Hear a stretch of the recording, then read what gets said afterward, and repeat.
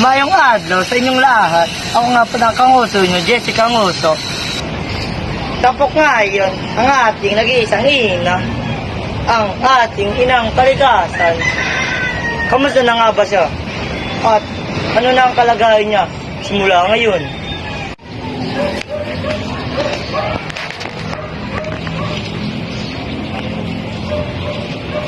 Kapaligiran na napuno na ng pollution, paano natin to gagawa ng solusyon?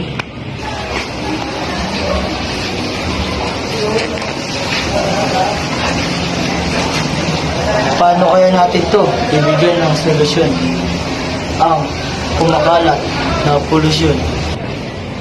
Halina't samahan niyo kami sa aming dokumentaryo. Arat na! Dito ba? Gigi na yan, par. 3, 2, 1, camera rolling, action. Para sa iyo, ang pinagkaiba ng kalikasan sa kalikasan ngayon. Para sa akin, ang pinagkaiba ng kalikasan noon sa ngayon ay ang kalikasan noon ay malinis. Kumpara ngayon ang puno ng mga polusyon. Ano pumapasok sa isipan mo kapag narinig mo ang salitang pollution? Pag narinig ang salitang polusyon, pumapasok agad sa isip ko, marumi. Tapos, mga plastic na kalat, mga boteng nandiyan sa paligid na nakatambay lang.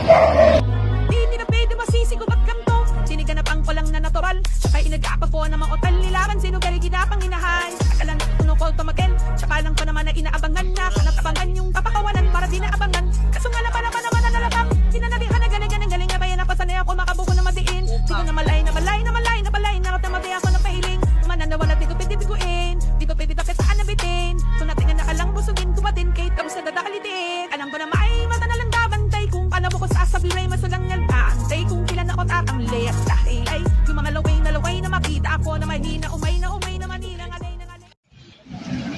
Lumipad ang aming team. Bumaksak. Kaya naglakad. At ngayon, i-interview natin ang ating dalawang individual na nakita.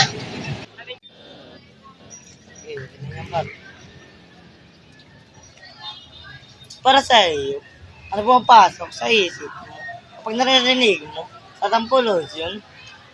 Para sa akin, resulta ito ng kawalan ng disiplina ng mga tao. Tingnan niyo yung ilog na yan. Dahil sa kapabayaan natin, naging marumi ito. Para sa iyo, ano pumapasok sa isip mo kapag narinig mo sa pollution? Para sa akin, may iba't ibang klase ng polusyon. Tingnan mo, itong lugar na pinagtatambayan natin. Ito ang tinatawag na water pollution. Dahil sa kababayaan ng mga tao, maraming basura ang nagkakalat sa ating ilog o sa iba't ibang o sa iba't ibang uri ng ating ilog. At ipapakita ko naman sa iyo ang land pollution. Tara, sabahan niyo kami.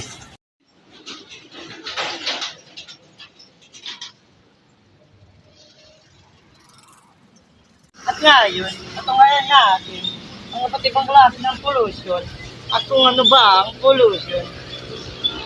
Sana kayo ay natuwa at may natutunan sa video na aming ginawa. May kwento ba kayo nakakatuwa? Nakakamangha? Pambihira? I-post lang yan sa aming official network. Kenjay! Kangon niyo mo, Jessica Nguso. Gusto na yan.